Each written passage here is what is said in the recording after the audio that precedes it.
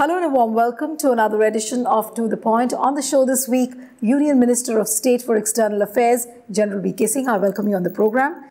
It's been a hard day of campaigning. You've just returned. But now when you look back at your stint for the last 5 years, do you feel satisfied that you've given enough to your constituency? I think where the work is concerned, work for the constituency, I think there's been a tremendous amount of attention given by me, and there's a tremendous amount of development that has taken place. Ghaziabad, which was known more for the movie called Zilla Ghaziabad, is now, I mean, you must have entered 14-lane highway, you come onto the elevated road, it doesn't take much time. 2014, it used to take me good about 2.5 hours to come from Delhi to this place. Definitely, roads have seen a tremendous upgradation. But, Mr. Singh, what about law and order? Because that remains still a very sticky issue. And when BJP was not in power in Uttar Pradesh, people used to say that it was Akhilesh Yadav's government, and therefore law and order used to be blamed on him.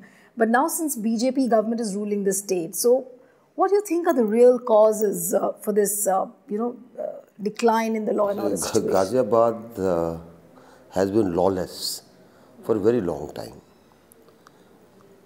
And then the area started opening up with the builders coming in,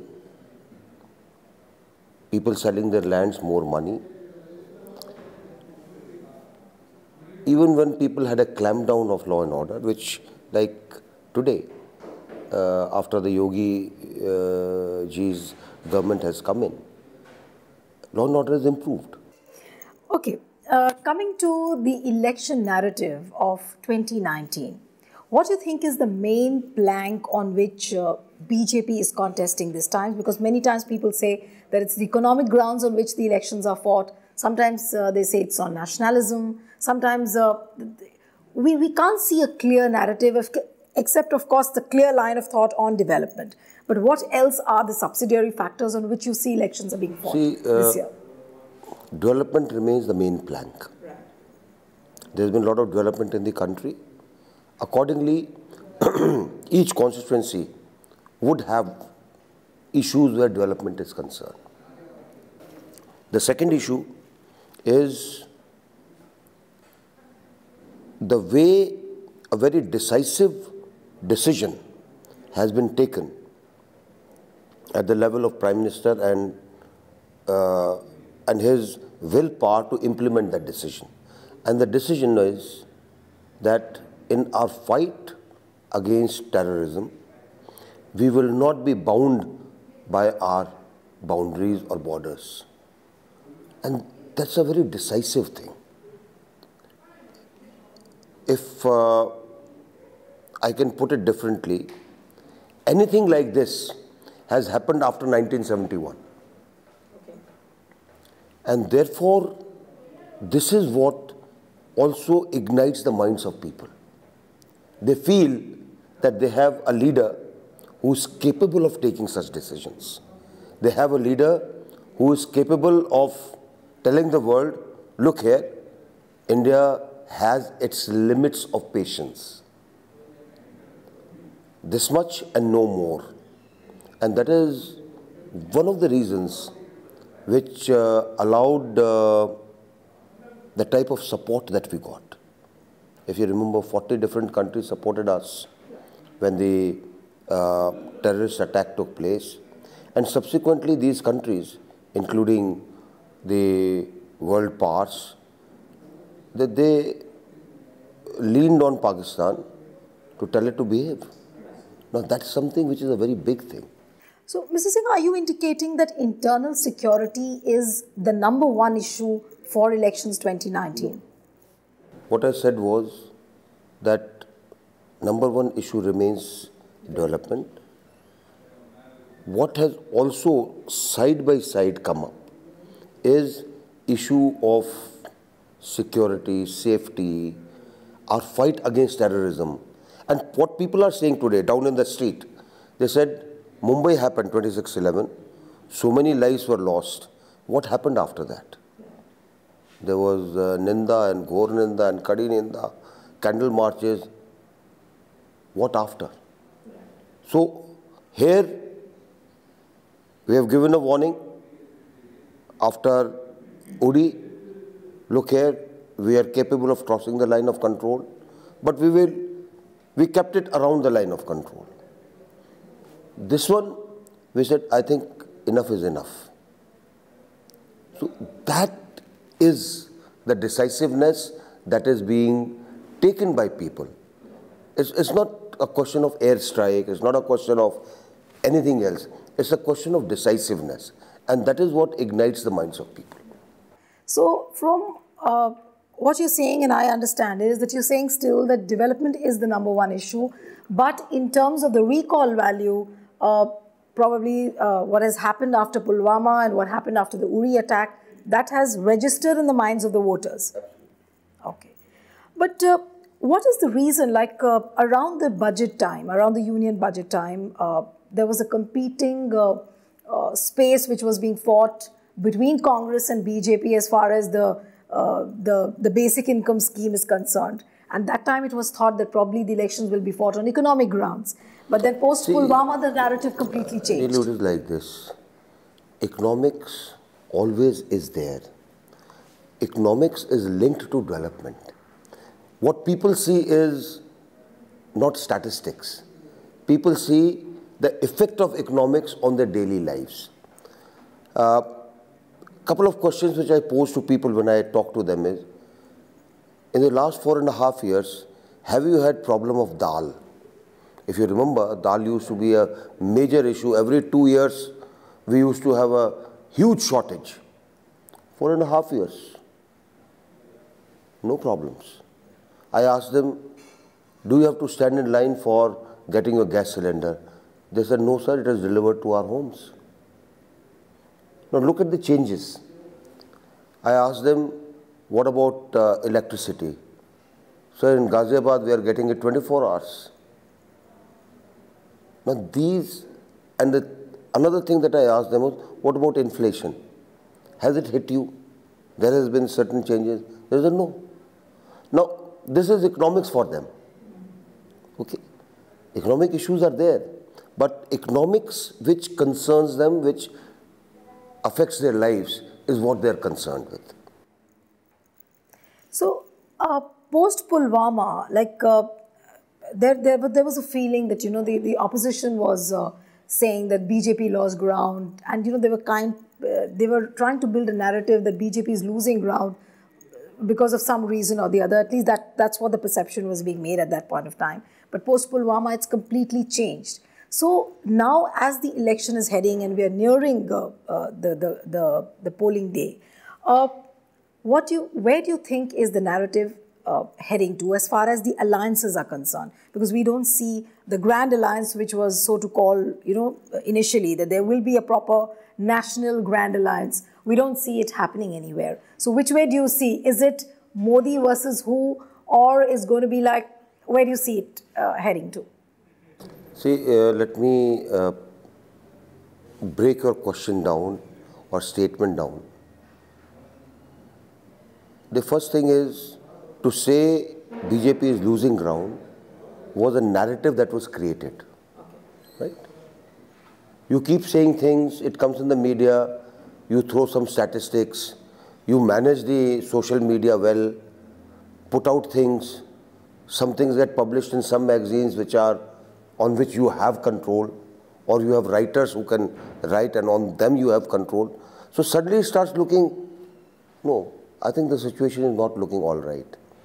There is something. In reality, there was nothing. It was a created hype. What the people look for is what affects their lives. And I told you, when I asked them about simple things like dal and their gas and other things. So if this be the case, then this narrative that was created has got no meaning. Yes, there has been a a surge in the positivity that people have created because of the decisive decision for BJP. I'm sure each one of us would like somebody who's strong, who can take a decision, and who we feel will be able to defend the nation. It's been there. I mean, you look at the type of victory margin late Prime Minister Indira Gandhi got after 71.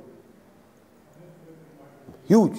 Because everybody said, here is a Prime Minister who was very decisive, here is a Prime Minister who won the war for us, and here is the Prime Minister who needs to be idolized. So, you like people who are strong, and for a nation, that's a boon. But Mr. Singh, when you look at 2014 and 2019, there's been a lot of difference. Like in 2014, we didn't see a surging opposition. Opposition actually, there wasn't an opposition at all. Here in terms of a grand alliance, of course, there's no grand alliance, but somehow in certain pockets, there have been state-wise alliances which have been formed up, maybe 2 parties, 3 parties here and there. But some way or the other, you know, the opposition seems to have a psychological leg up. Now, is that going to impact BJP in any way when you look at the national picture? Okay, I'll try to put it differently for you. 2014, let's take Ghaziabad. You had Congress, you had AAP candidate, you had Samajwadi, and you had Bahujan Samaj Party. All 4. All 4 were together, trying to, well, one of them will win, but all 4 were there. What is today? The candidate is basically BSP. He has... BSP and SP together? Yeah. No, the seat was given to SP. SP put up a candidate, and then they decided that they must get a person from a different community. So they picked up a chap from BSP who has joined SP and standing on SP ticket, but basically belongs to BSP. Well, I think he is going to find basic issues. Will he be acceptable to the Samajwadi Party workers? He has never been with them. Yes, he has been at loggerheads with them. His own people in the party in which he was, BSP, they will support him. But would they want to support somebody from SP because they don't like SP? There's a conflict. So all this grand alliance has got problems. Congress is also contesting. So basically you have a similar situation, except that 2 people have combined together and saying that, okay, this constituency, you put up your candidate. But that person doesn't find a suitable candidate. So they put up one, then they said, no, let's change it. So they take a BSP candidate. The cadre will look at it from the point of view of saying, this was a SP seat, you got a BSP chap. Why should we allow him to win? There's a conflict. And I think all this hullabaloo that has been created, grand alliance, everything is good. My feeling is that it's not a realistic assessment. But when you talk about conflicts like these, how does the party or maybe the government answers that so many of the sitting MPs from BJP, they have not been given tickets? And will it not lead to some kind of internal bleeding within the party? That's what the worry is. Will it not lead to the acrimonious feelings? Not many have been denied tickets, I'll put it that way. Some have been denied tickets for various reasons that the party felt. Okay. And so is that on the basis of performance that they could I don't know, that the parliamentary board decides as to how things are. I'm sure they do a scientific analysis of what the performance parameters are that they have laid down. I'm aware that the party does independent surveys through independent third-party companies, and that gives them certain leads, and they decide on their own as to how things are, taking feedback from various things. What is important is how much of work BJP has done. What is important is how much of work has happened in that constituency. And what is important is how strong is the BJP cadre in that particular constituency. That will make a difference. But the Congress manifesto was just out recently, and they've managed to bring back the narrative on the board that they are talking about the basic issues again, like the income scheme, a separate agriculture budget, things like that. They're trying to create a narrative like that. So what kind of a resonance does that really have on the ground? You're mingling with the people, you're talking to them. So does it really have a resonance? Congress manifesto has been very good. Because the electorate... I think you're the first minister which is saying this is good. No, it is very good because the electorate is going to throw them out. That is why it is very good. So far as I am concerned, it is very good because do you know what the people are saying? They are saying what kind of intelligent people Congress has employed to do a cut and paste job. What they have done is taken things from here and there, and they have included things which general public feels should not be there. In fact, I heard somebody saying today on the campaign trail that their manifesto has been made by Imran Khan, and that is what they have brought in. Is that what Congress would like to hear? You say, we will repeal the sedition law. So, what do you want to say? Anybody can raise voice against the country, against shout slogans and create conditions which are inimical to the country, and you will not have a sedition law. You say that... they're also talking about reviewing AFSPA. Yeah, that's what I'm saying. Yeah. They have been, for 55 years, they've been in the government. AFSPA came during their time. For 10 years, last 10 years, before 2014, they were in power. Did they feel the need to repeal? How is it that when they are not in power, suddenly they feel that there is a need to repeal? There is a contradiction. Whosoever sat down and made that manifesto probably was too intelligent, but lazy.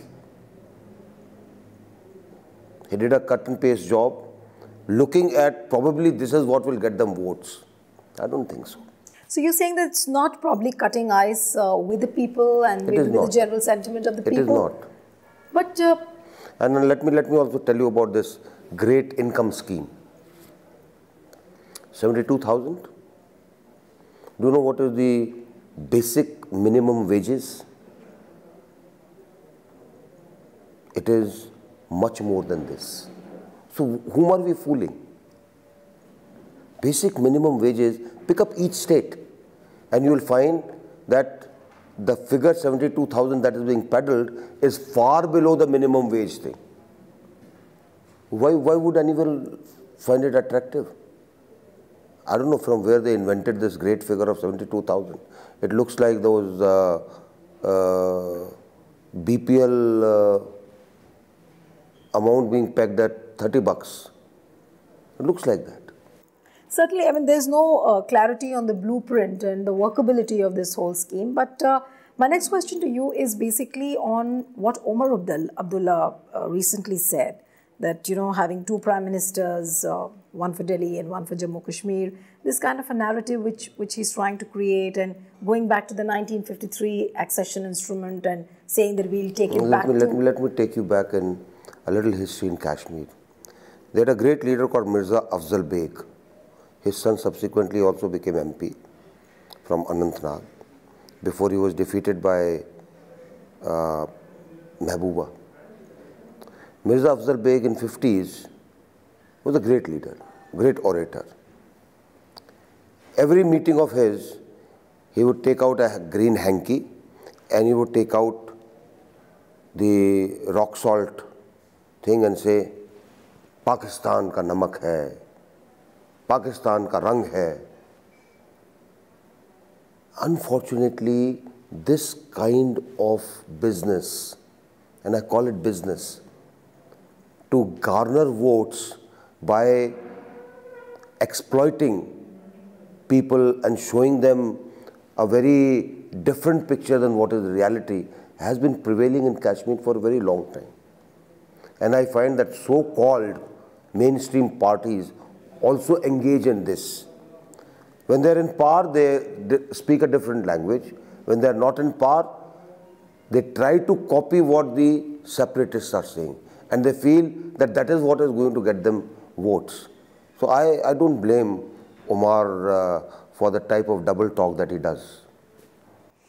But sir, bringing you back again to a question on Pulwama, that the opposition was trying to question the Balakot strikes.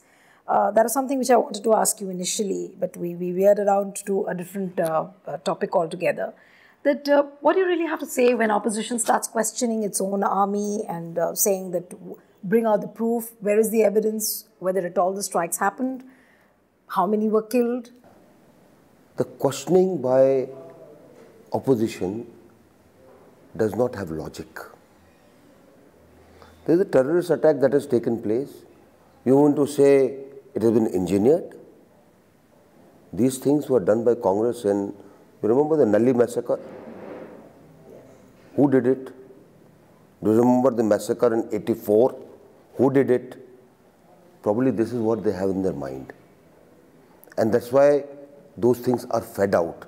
Some other opposition parties also pick it on. I find it absolutely abhorrent to be talking of things like this. And then to say, oh, get proof. You go by some sponsored articles put out by Pakistan's ISI in foreign newspapers. You say, no, that paper is saying this, therefore it is right. People who do not trust their armed forces score very low, in my opinion. So is this narrative for the last 20 minutes I've been talking to you is, of course, development is on which BJP is fighting elections, the kind of delivery of schemes which has happened and how the last person in the row has got impacted by the services given by the government. But along with that, this air of hyper-nationalism. There is no hyper-nationalism. What is there is a recognition that we have a leadership which will rise to the occasion if time comes. That's not the kind of faith that they had in the earlier leaders. It is only that. It is not a question of, okay, you went there and did an airstrike and so many people were killed. No. The important part of that whole thing was the decisiveness. That you decided, okay, I will strike a camp which is inside Pakistan. And that is what tells the people, hey, we have a leader who can do it. One question, Mr. Singh, I wanted to ask you was that you've headed the army, and whenever around elections, you know, they have, if there is a strike like what happened in Uri or, for example, in Balakot, and if elections are around the corner, is generally, you know, this the trading of blame starts happening, that, you know, army is being politicized for some reason or the other. Opposition says something, then the government in counter-argument says something else. How does the man a common man take this narrative? Let me answer you by saying, and very emphatically, Indian armed forces are apolitical. Absolutely. There's the tradition we inherited, and we have continued with that tradition right from 1947 till now. And it is not going to change. Armed forces are not concerned with political parties. They are concerned with the government which is of the day. That's it. Their interaction is only that much, where the higher decision making is concerned. So this narrative that is being created, oh, army is being politicized, it's all wrong. It is, I think, imagination which reeks of something which should not be there. I'll go back to a question which you answered initially and said that because you had been traveling abroad and a lot of time went in other programs and you were not able to give your 100% to the constituency. Many people say that, Mr. Singh is inaccessible in his constituency. So is that the reason? Because you were traveling abroad and... No, that's again a narrative that has been created. I'll tell you about this. That's again a narrative created by a coterie. Some people who, as they say in Hindi, tiktarthi, people who are asking for tickets or feel that they should get the tickets, they create a narrative. My house is an open house. I don't give appointments. I just let people come. Every day there are at least 100 to 150 people who visit me with their problems. I attend to their problems. I pick up my own phone, so nobody can say that they have to go through somebody. Some of these things also emanate because my method of working does not fit a normal politician's work. In what I see is the chap becomes a village pradhan, first thing he does is, or he becomes a councillor, first thing that they do is, they'll have two flunkies, one carrying one phone, another carrying another phone, and he doesn't attend to his phone, He's become a very important man. I think we in the army are much more down to earth. We deal with troops, we deal with men who are willing to lay their lives, and that is why our connect is better.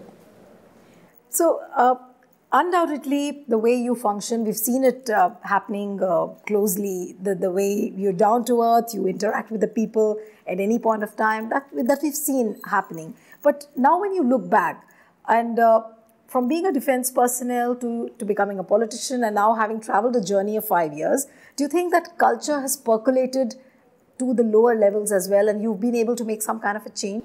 No, only one thing has percolated. They know that if they give me a particular time, I'll arrive at that time. So they're very careful at telling me as to at what time should I arrive. Wish you all the best, Mr. Singh. Thank you. It was a pleasure talking to you. Thank you, Neelu. Thank you. Thank you very much. So that's it on this episode of To The Point. See you next time with another personality. Goodbye and thanks for your time.